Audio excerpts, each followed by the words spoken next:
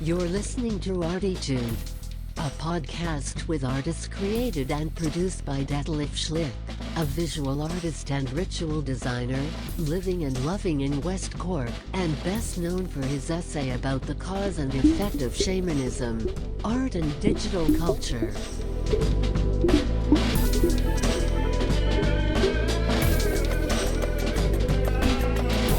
Working in the field of performance, photography, painting, sound, installations, and film, he will dive and discover with us and a weekly creative guest into the unknown and exciting deep ocean of the creative mind. This is Detlef Schlich, and today we dive into the deep and unknown, exciting ocean of the creative mind together with Mike Elliott. Hi, Mike. Hey, nice to see you. Nice to see you again as well. Mike is an author. He is actually singer-songwriter as well. He mentioned already in the first episode. He wrote a book, a biography about John Hiatt, Faith in Me, the John Hiatt biography. We will go into that later as well. We finished last week actually the first episode with Mike about his upcoming in Carolina, and we still didn't finish that completely, so we continue with that now, and then we're gonna go later on into his process of his book and how it works to write a book and biography, which might be maybe interesting as well for the creative writers and the I Love West Cork artist group, and so yeah, just let's start. Mike, I'm very happy to have you in ArTEEtude. It was quite funny in the first episode already. We come from the stick to the wood, or what you say, but that is ArTEEtude, and I love my podcast. So. Yeah. I love it too. It's very free form. I really dig it. yeah, great. Thank you very much. That's cool.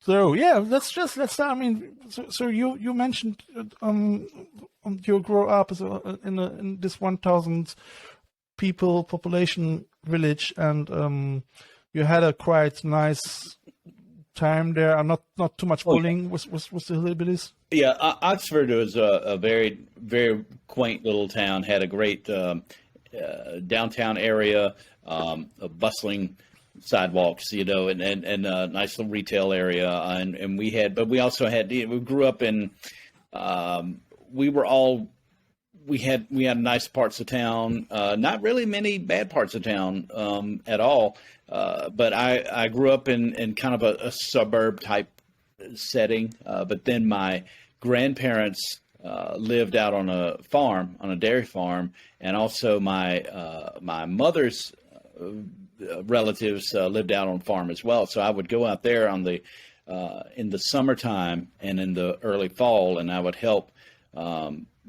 pick tobacco. We call it prime tobacco. Did you? Mm-hmm. And so did you chew it as well? No. Well, I tried chewing it one time. It was not for me. I'll just put it that way. I was a kid, and my uncle got me to try something called Chattanooga Chew. And it was the worst thing I've ever tasted. But unfortunately, I did enjoy the smoking side of tobacco. So I smoked that for did you? Many years. Yes, I just quit. How many? About 30 years. So I started when I was 13, and oddly enough, me too. I started smoking in Frankfurt, Germany. I took a trip with a school trip with some kids and my grandparents. Okay, it's so good that you mentioned school trip. Yeah. Terrible influence. So we went to Frankfurt and Munich, and I started smoking cigarettes there. I don't know what kind they were. There was an orange pack. They were. Hang on. Is it? I know. Is it Rival? I don't know, man. Rival, without filters, yeah? Without filter, no? It was without filter. You're right. They were without filter. They're not there anymore. So that's either Rival or Winchester. I mean, they weren't serious at all. I mean, almost like Rote Hand. God. And, I started smoking and drinking in Germany. So I guess there's worse places to start drinking. Me too. Obviously. I remember we were in a restaurant, and I ordered a Lowenbrau because it's the only thing on the menu that I recognized. So I was like, "Oh, I've seen those in the States." So, and next thing I know, what was it? Can you say it again? Lowenbrau. What is that? It's a beer that supposedly originated. Löwenbrau. Yes, Löwenbrau. You guys would say Löwenbrau. We say Löwenbrau. It's in America, but yeah, Löwenbrau. Löwenbrau. Yeah, Löwenbrau. It was the first beer I've had, and it was the first drunk I ever had. First time I got drunk. In the train or no, not in the train. No, it was in a restaurant. All right, yeah. It was in Munich. Yes. And then we ended up staying in Europe for 2 weeks, so I got to see Venice and Rome. We went to Austria. Nice. Yeah, and Switzerland. So it was. But you probably can't remind anything at all anymore if you drunk all the time the domestic beer. Yeah, unfortunately, I was awash in beer and screwdrivers. I discovered vodka and orange juice over there too. So my trip to Europe was, as a new teenager, was to be drunk most of the time and smoking and drinking with all the other. Because the drinking age then was 12 over there, and. I don't know what is it. You see, that's the reason why I get. Is it true? 12. I mean, I know. Yeah, it was also the first time I was cut off in a bar when I was 13 years old, and I ordered screwdrivers, and I kept carrying them up to my hotel room with other kids. Came back downstairs, and kept ordering them, and the guy said, "I think you've had enough." He said so in German, so I don't know what it was, but he just said, "Niet." So I said, "Okay," and so I crawled back up the stairs and got into bed. And so would be my life for the next many years. So you had a Scottish Irish man, because Mike Elliott is Scottish Irish from his parents, had his first bad influence from the Germans. That's very interesting. That's how history is made. Yes. I'm a very universal person. International. That went down that road for many years, but I finally quit drinking. I believe it was it's almost been 10 years. So yeah, it was July 4th, 2012 was my last drink. It was our Independence Day here.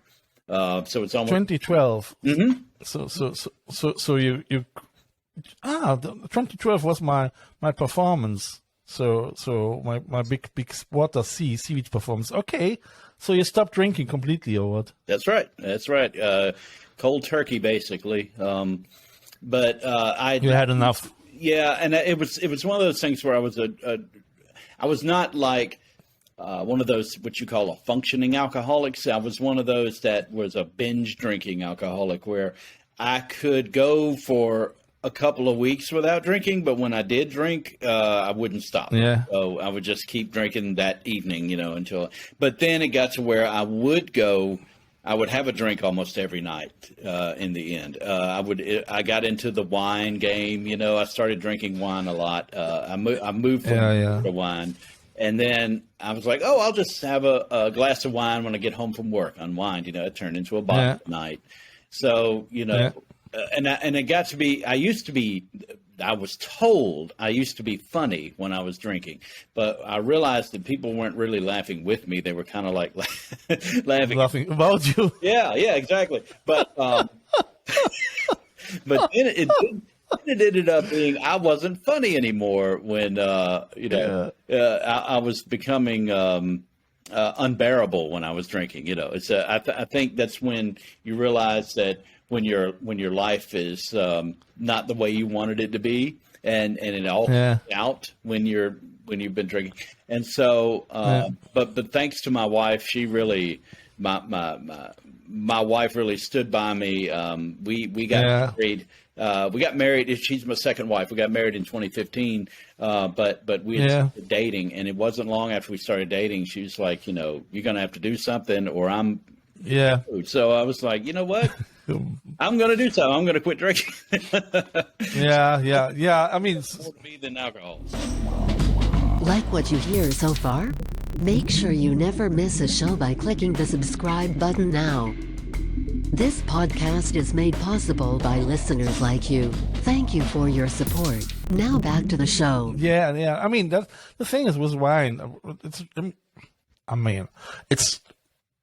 I have a lot of friends that are drinking every day a bottle, and I think it is actually a bottle of wine a day is really for us European and for us German normal, I mean, it is quite a lot, yeah.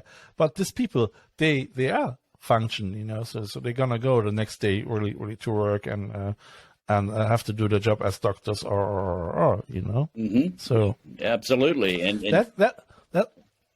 that can work, but and I must say, in my case, I have to reflect myself always as well, So if it's too much, I say so okay. Just on weekends, because otherwise I can't motivate myself with my podcast and with my editing and everything, Oh, look, I admire people. Yeah. I admire people who can cut it off. I mean, it's something I wish I could do, but unfortunately I can't. So I just, it's fine.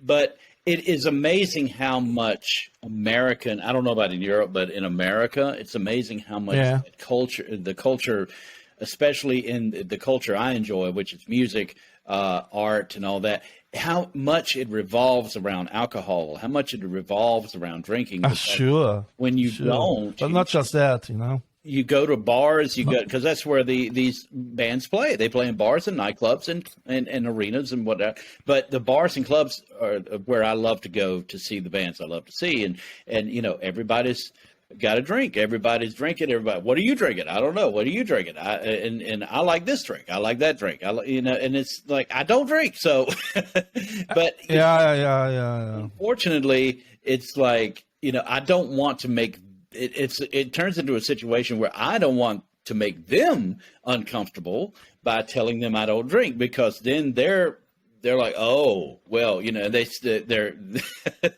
think, well, bless your heart, that's a yeah. It could, but really, I'm fine with you drinking. But don't act weird around me because I don't drink. Just go ahead and have your drink, and I'm fine. You're not gonna trigger me by having a beer. I'm perfectly fine with that. But it's kind of difficult to go out and just be comfortable and have a good time without thinking that you're going to make other people uncomfortable. All right, so that's not thinking, actually. I mean, that's the genes, the DNA is so different in everyone, isn't it? Mm-hmm. Absolutely, it is. That's all it is. Some people, thing. Yeah, just really a electronical chemical thing, So some people can transmit it on a proper way, and other people not, And mm-hmm. I tell you, with alcohol is one thing, but smoking is probably the hardest thing I ever had to quit. Did you stop smoking too? Yeah, I stopped smoking. Yes, you did. 2015 is when I stopped smoking. All right. Yeah. All right. So I stopped it. I mean, look, I am the same like you. I started drinking with 13 and smoking with 13 too, and I stopped smoking 10, 11 years ago. But it was really I'm so happy. I can't understand how people could bear with me, because at the end, my finger used to be really yellow from sitting in front of my computer working on Photoshop, Yep. Cigarettes, coffee, wine, just drinking the coffee in order that I like my cigarettes more, I mean, that's so ridiculous, disgusting, actually, So I had really an evening coffee in order that I was able to have a good stroke, mad. Exactly. And then the night came, where I couldn't breathe anymore. And fortunately, I'm allergic against washing powder, and it was actually the breathing was an allergic reaction of washing powder.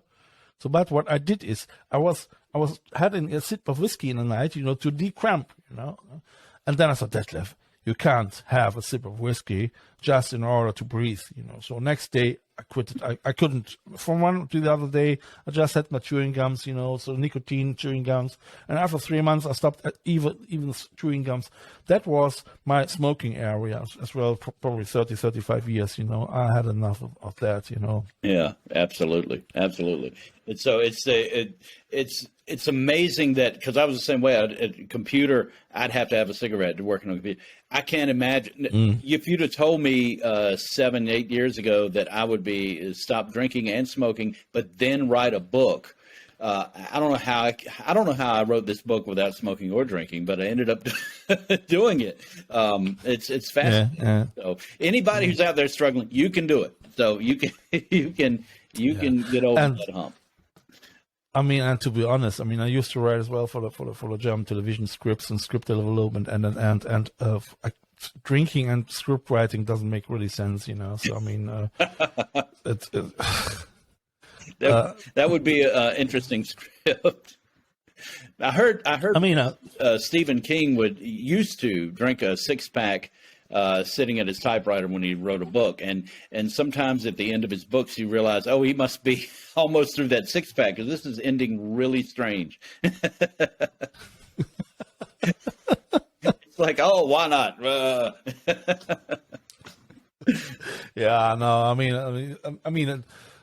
it's the same with drinking and making music, or smoking weed and making music. Yeah, it is. It is. You think it sounds everything sounds great, but eventually, so you realize, come on, it could be really better, So that is shite. Yeah, and this, with the book, the John Hiatt story, he was in that similar situation, which is one of the reasons that I decided to write this book. Is that he overcame so much.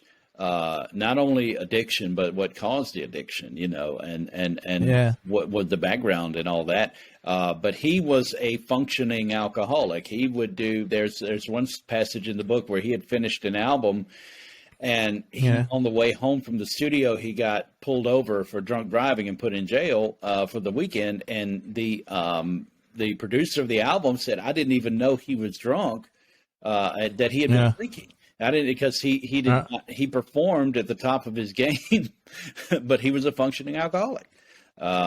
So he was drinking a quart of vodka a day, and by that point, a quart of what? A quart of vodka a day. Quarter bottle of vodka. A quarter of a bottle. Yeah, a quarter of a bottle of vodka a day. That's right. I forget you guys have a system over there. Yes. So it's a quarter liter or what? Yes, it's a big bottle of vodka. Full it's a big bottle. That's right. So how many liters? I would have to look that up. I'm terrible at that. So a pint. So how many pints? It's let's see, a quart. Let's see. So I just mentioned. So we to the listeners, dear listeners, we probably start now. We're gonna go over to John Hiatt's book and the process of this book. Maybe we're gonna come in the third part back to Michael's growing up in one quart is almost is 0.946 liters. 946 liters. That means 1 point. Yeah, it means almost a liter. Yeah, it's about the same as a liter. A liter, mm-hmm. A liter vodka every day that's a lot, probably. But then as well, beer and all this other stuff now, mm-hmm. because I mean, beer doesn't work anymore in order to get drunk, and probably. Yeah, it probably wouldn't even phase you if you're drinking that much vodka. Yeah. Okay, so I would say we're gonna stick now to your book. I mean, time flies, and we already have 20 minutes again in the second part, but we can at least start with the book. And Mike, he wrote his first biography about an American singer-songwriter who is John Hiatt, and John Hiatt wrote. He's actually one really influential person in the Americana roots rock, tikaba, country rock, and you name it. He did some of new wave songs too. You know, so yeah. So a huge mix, and very talented, and very, I would say probably very open-minded person as well. So if you go back, so yeah, absolutely. So John Hiatt is I never knew how far his reach extended until I started really digging into the research behind this book. But once you step back, it makes sense. But he's his story can go from country music to rock and roll to gospel to punk, as you said, to new wave and all that. His career has touched on all these, and he's the blues and soul, and the people he's met along the way are all from those backgrounds, and his music has reflected that. He grew up in the Midwest in America, in Indianapolis, Indiana, and so and from there he moved to Nashville when he was about 18 years old. About 50 years ago, 1970, when he moved to Nashville, and so, but he grew up. He had a very difficult childhood. He was one of nine. I'm sorry. He was one of seven. He was one of seven kids, and he had there was abuse in his family, and he had a background of that. He'd been abused when he was a kid by his older brother, whom he looked up to. But he idolized him, and he's the one that really turned him on to music like Elvis and people like that. And his brother ended up committing suicide. Shit. And when John was only 11 years old, his brother was like 22 when it happened. And then, so he had to do, and not only that, he was overweight. John was, his father was really overweight, and he inherited that in a way. And it was, but he overcame that when he was he became a teenager, and a girl turned him down. She was a friend of his, and he wanted to be a little more, and she turned him down. So that made him want to, lose a lot of weight. And so, drinking is what, the oddity is he began drinking when he was about 11, 12 years old, when his brother committed suicide. Okay. So in order to stop eating, just drinking in order to lose weight. Mm-hmm. Yeah, he started drinking to deal with the pain of his abuse, and with his brother killing himself and all that, and being overweight. To forget. And then he got deep into music, listening to music, and then when he got a little older, he started joining bands. But when he was turned down by this girl, he started going on this alcohol diet, but it helped him. That's what I mean. Yes. Yeah, absolutely. Yeah. But and it was a way to cope. And he's said before in interviews that alcohol has almost killed him, but it also saved his life to begin with. It's one of those things that's it's not just cut and dried. It's I mean, if you go into shamanism, for instance, so if you take drugs responsible, I mean, even acid or coke can be really helpful if you use it as a drug, as a medication, and not as a drug that you overuse it, Sure. But we are only humans, and I mean, our receptors, they love it to come to a different planet. So That's the thing. That's the thing that where the Native Americans started with the fire water either as well. I mean, it's just a case of knowing your body and knowing your limits and knowing and being able to control them. And when you can't, that's when you shouldn't engage in all that. But that's, we all know that the rock and roll scene, that they have always excuses, you know. So no. Yeah, absolutely, absolutely. And that's and as we were talking earlier, he went through all that, and his second wife committed suicide as well.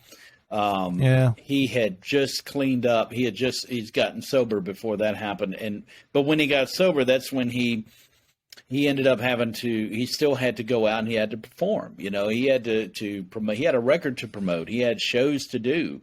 And you're in that culture. You're in the culture that glorifies drugs and alcohol, and he couldn't do it. Yeah, that's what I mean. Yeah, absolutely. Yeah. And so I love the story of resilience, and I love the story of not having to suffer for your art in that way. You know, some people, because after he cleaned up, he started writing better than he ever had before. He had found he'd found a new love. He'd found a new lease on life, and so this propelled him and motivated him to write these stories, these songs from the heart that he was feeling like he'd never felt before. If you listen to his first few albums, the albums that he did while he was quote unquote on drugs and alcohol, he was a brilliant writer, but they were written from a distance. You know, they were not intimate. They were writing as, I'm going to be, this is how clever I am. It was writing to show how clever he was.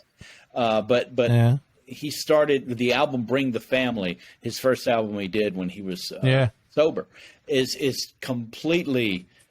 Was it honestly? So he was already sober from Bring the Family, or what? Yes, Bring the Family is his first album he did sober when he was in his mid-30s, and so that from then on, he all the albums he did clean sober, so he stopped drinking very early then.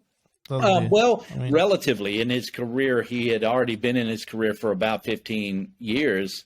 13 to 15 years when he did Bring the Family. So he had spent all the 70s and most of the 80s in abusing drugs and alcohol and okay, that means every day a liter of vodka already since 10 years or pretty much. Yeah, basically he got into some other things. It was mainly vodka and cocaine by the end. But it was there was a time when he and Nick Lowe got together to do the album Riding with the King, the second half of that, and he said he had quit drinking by then, but he was only on a cocaine diet. So, oh God, that's always the same. People. That's the thing. If you have a hang to addictions, you know, you exchange one addiction to the other, you know. So either it's chocolate or eating or then cocaine or gaming or you know. That's I mean, I know that because I have tendencies to be excessive.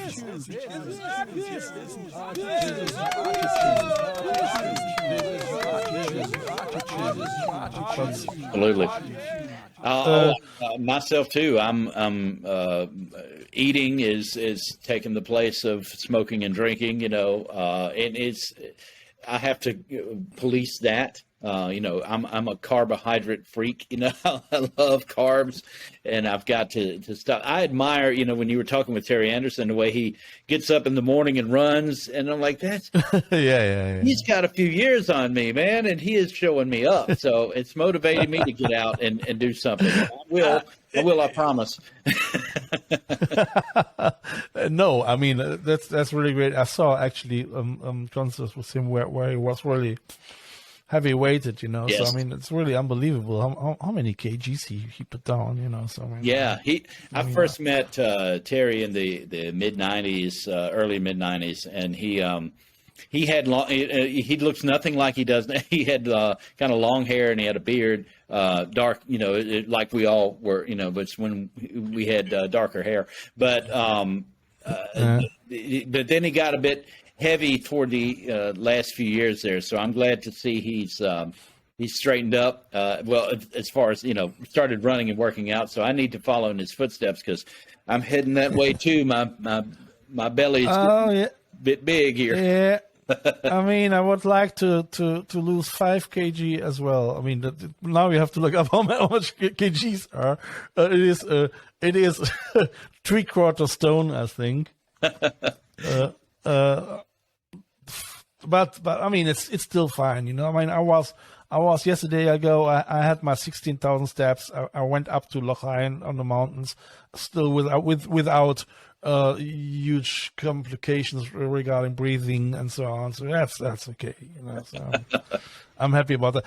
But I still looking for a kayak. I still need a kayak, and I mean, look. But the other thing is, normally I'm just cycling here. I don't have a driving license. Oh, okay. Okay. So, well, cycling that's good because if you can cycle places, you're working out a lot better than I am because you can't. Yeah, but unfortunately, my new neighbor has a car, So, and if it comes to shopping, so I drive with him often by car to Skibbereen, which is 8 kilometers apart from here. No, 10 actually from here. So my exercise is getting a little bit low. And plus, if he's going off, and I said, Detlef, do you need anything? I said, yeah, you know what? Come on, have a look, So, and then normally I'm not gonna buy chocolate and all that, But then it can happen. Oh, for this evening, okay, put on the chimney, so put on the stove and have a chocolate and all. Get to hell. Yeah, being a writer is a lot of careers now are very sedentary. There's not many in this type of career where you're moving about much. So it helps to really get that exercise out. Being a musician, it's kind of a sedentary thing. Sitting in the studio, same thing. I mean, being a musician is great because you really you move a lot, If you're touring and if you're doing, especially if you're a drummer, that type. Yeah. That's amazing. But I mean, we're still gonna do our drumming once a week on Mondays, with our community group, which is nice. At least I move my body here. Plus, I'm gonna get myself a VR, so I might play virtual tennis or something like this. There you go. Or virtual kayaking, maybe in an ego shooter or so. Go on. Well, the good thing is you can't drown in virtual kayaking. At least I hope. Yeah. That's the reason. Yeah. So I mean, come on. That is great. So we have already. I mean, we still have some time, so we still can continue a little bit about. What was interesting about that? How did it start that you? I mean, how came that you started the biography with John Hiatt? Okay, first of all, it was your own alcohol addiction. Yeah, I had started listening to John Hiatt when I was 17. I think Bring the Family and Slow Turning. Those were the first albums I ever heard by him. And so the first song I ever heard by him was Snake Charmer. It was a song in 1985, soundtrack from a movie and called White Nights. I'd heard it on a college radio station, and I loved his voice. And the production of the album was the production of the song was very glossy, mid '80s type of pop type of thing, but his voice was really bluesy, and I really liked it. Then a couple of years later, I see a video on MTV, or maybe it was VH1 or the MTV, but it was Slow Turning, and I really liked that voice. And I thought, oh, that's the voice from a Snake Charmer song. That's that guy, and he sounds a lot better now. The music sounds a lot better. So I went and looked for it. I couldn't find that album, but I found a cassette, and I found the cassette to Bring the Family.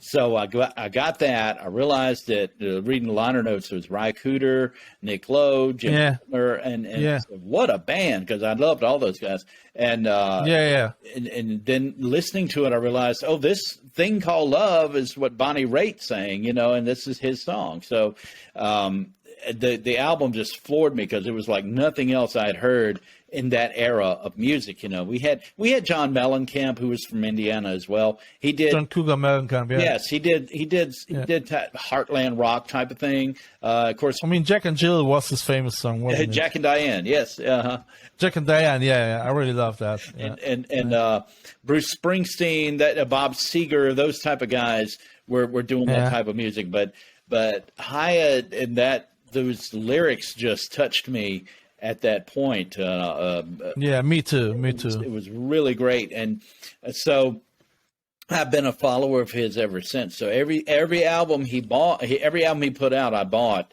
It's what we call an auto buy. You know, it was automatic. I would buy it. Yeah. Me too. The same. Yeah. Same. And so what I wanted to do with this book is I wanted to talk about his life and what motivated him to clean up, and how he overcame his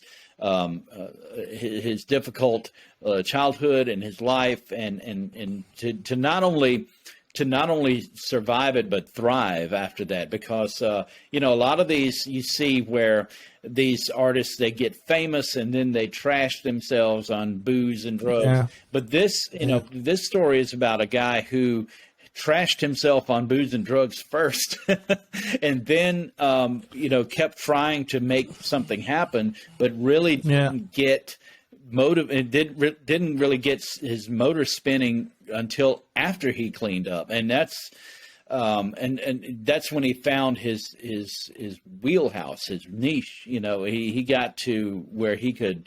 His albums got better and better, and his writing got better, and so he always did. He was always okay, but if he had never cleaned up, we probably wouldn't be having this conversation now. People would, he would just be, he was a guy who did a few quirky albums in the 70s. Yeah. You know? I mean, you get depressed, and if your liver, I mean, a liver forgives and not forgets, and forgets, and if the liver really survives, so you probably suffer from depressions and whatever, Yeah, so. And that's funny. He's got a song, only the song survives. Well, the same goes for the liver if you're lucky. So, but his output has been great for the last many years, and still his newest album is still, he's got jaw droppers on there. His new album's called Leftover Feelings and he recorded with Jerry Douglas, who's like the Jimi Hendrix of the dobro. I saw it actually. I must say, so I haven't followed him since ages, but since I knew that I have to talk with you, I researched a little bit in that again, and I didn't look up him for 10 years or whatever, because I found as well a lot of new bands, and so I didn't come back to John. I must say, I really liked it, so because when I'm gonna cook, so I'm gonna put this music probably tonight on as well, so and we'll reflect about our talk, which is great, So I mean, I saw him in the 80s in Cologne. In a small place, Luxor is the name, where really all the famous bands started, so from Prince, Bangles, U2, and John, he was sitting there with his piano and had a little band, I think, later on as well with him, so that was really, I really appreciated that gig in this night. That was because I really. What year was that? And it was 82 or whatever. I mean, he was not popular at all. Okay.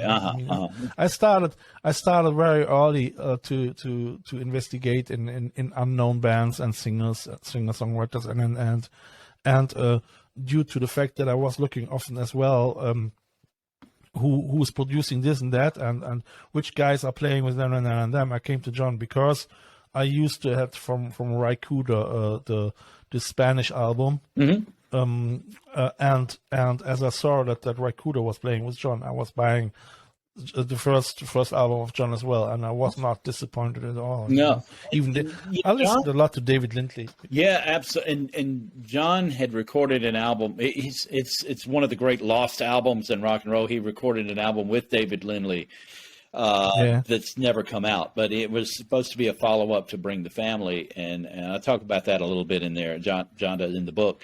And but maybe it'll see the light of day at some point. But he scrapped that and ended up going with the Goners, with Sonny Landreth and Kenny Blevins and Dave Ranson. They were the band on Slow Turning. And they've been with him on a few other albums since then. The Tiki Bar is open, and Beneath This Gruff Exterior. Yeah, the Tiki Bar is open. I love it. Right. It's great. Yeah.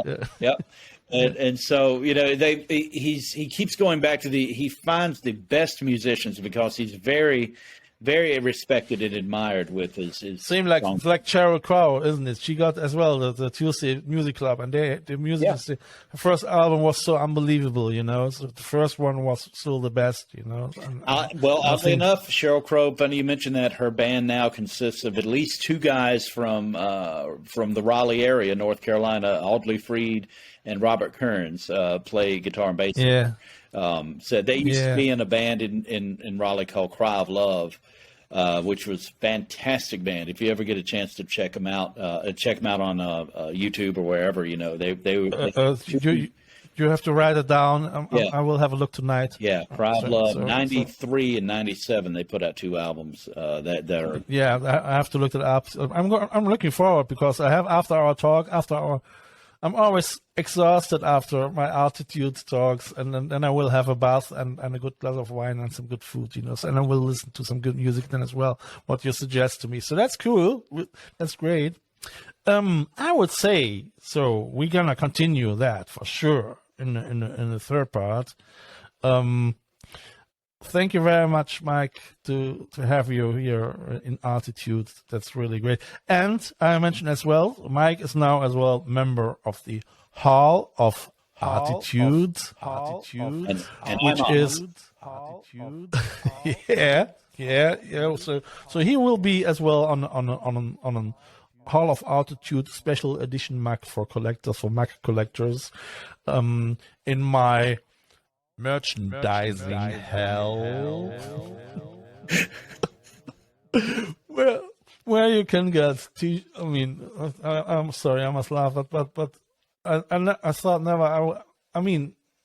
Okay, so I'm not ending in the merchandising hell, but it is part of my life as an artist. So I'm gonna make my art. I'm gonna put my art on T-shirts, on merch like Max, and you can find it on ArTEEtude.com. They deliver it to. I deliver it to America as well.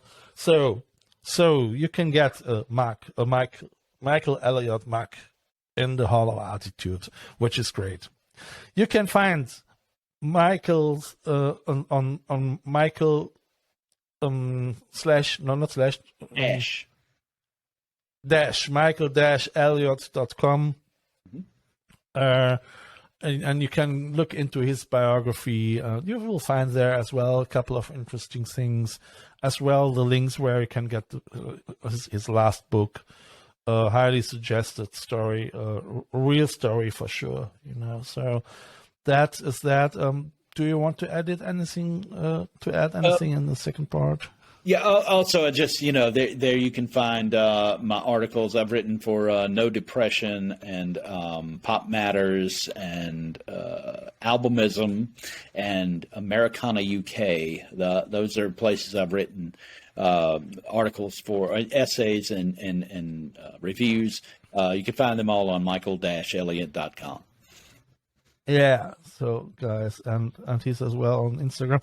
But you can find as well everything in my description. So on my podcast, Apple Podcasts or Spotify or whatever, it's all in the description. The links are there, so you can go via my description or via Michael's website to any other information, which is cool.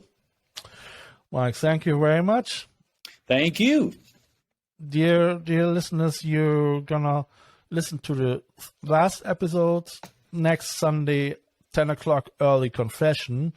You can watch next Sunday this podcast as well on a visual way on YouTube.